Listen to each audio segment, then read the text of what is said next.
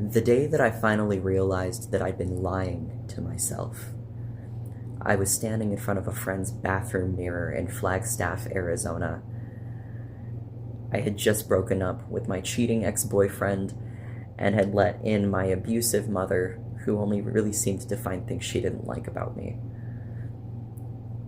I was staring down the person who was ruining my life, and I was going to look them in the eyes when I demanded answers.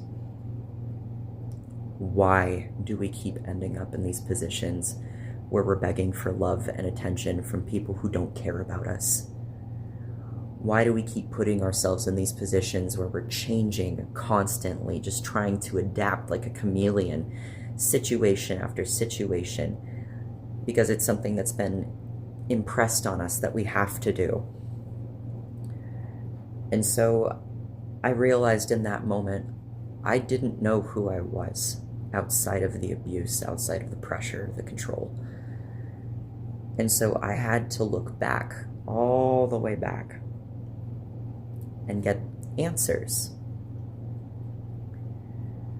Once upon a time, there was a little kid whose favorite color was yellow.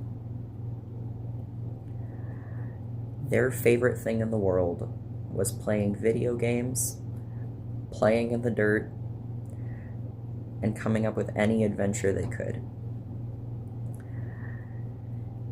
They wanted to become a soccer player. They wanted to make friends with all kinds of kids at school.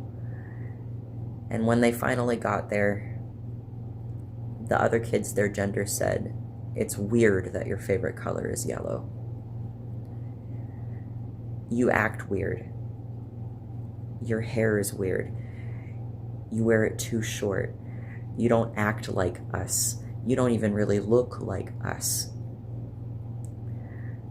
That little kid wanted to be friends with people so badly, wanted to be accepted by people around them so badly,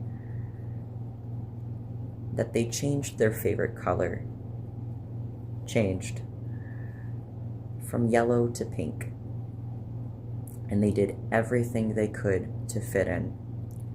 They wore pretty dresses, they talked in a higher pitched voice,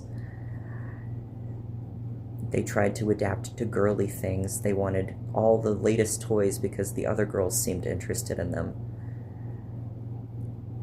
And so slowly but surely, that little kid learned to repress themselves further and further and further. There were signs of them peeking out. Once upon a time, there was a middle schooler who was absolutely proud of the fact that somebody couldn't tell whether or not they were a boy or a girl. And they screamed that back in their face when they said it. And so, standing in front of the mirror, asking myself this question, who are you? I finally got a tentative answer. My name is Cerulean. I use they, he pronouns, and I identify as agender, meaning a total lack of gender. There's nothing there. If you ask me to get a lot more complex than that, it's going to start sounding poetic and confusing. I had to ask myself the question of whether or not I was happy with the body I am living in. I knew that I didn't like people perceiving me as a woman. That's not who I was. It felt like chains that were attached to me, things that other people expected of me. I was scared of it. I still am. It's not me. Confronted with this question, I sat with it for a couple years, honestly. I loved singing, and my singing voice was something I'd been proud of since elementary school. If I started testosterone, it would be changed forever, possibly in a way that would make it so that I would sound horrible. Would that be a risk that I'd be willing to take? I don't think anybody asks for back hair either. There would be a lot of things about my body that would change, and they might not necessarily be things that I've asked for. I never really liked the idea of myself with facial hair. And so time passed. I continued to ask myself these questions. And eventually, the movie I Saw the TV Glow came out. I will be entirely honest with you. I haven't seen it myself because I know I'm going to bawl my eyes out. I am scared of it. But to give you a premise, it is about a Black trans person who, through pressure in their life, decides to leave that part of them to die. Decides to go through pretending not to be trans. And at the end of that movie, something that was shared time and time again was a sprawling chalk mural. It says, "There is still time."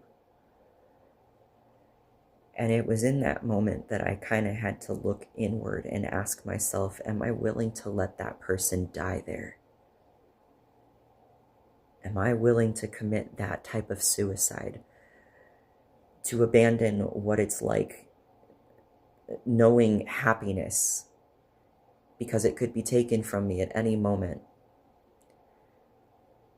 Abandoning joy for the sake of being accepted by greater society, being safe.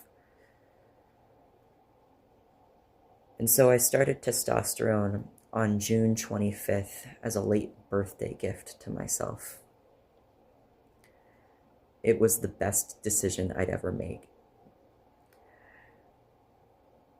When I laughed, I used to sound like my abusive mother, who is no longer in my life, by the way. I made better decisions since then. But when I laughed, when I said specific things, I would hear her. And now it's just my voice. I'm just me. There's nothing about me that is something somebody else tried to imprint on me. I'm not broken. I'm not mutilated. I'm finally happy, actually. I'm your neighbor. I'm not a monster. And I want you to be happy too. And so the reason that I tell you all of this isn't because I want you to challenge that part of your life necessarily, unless that's part of your journey. In that case, I encourage you to. You only have one life to live, and it would be a shame if you didn't get to know yourself while you're here. You deserve to be happy at the end of the day. And so I ask you, are there any boxes that you are shoving yourself down into to make other people happy? Is there a version of yourself that is gasping for air, fighting through the quicksand, begging for life, begging for expression, begging for anything? Are you going to leave that person to die there? Thank you for listening to my story.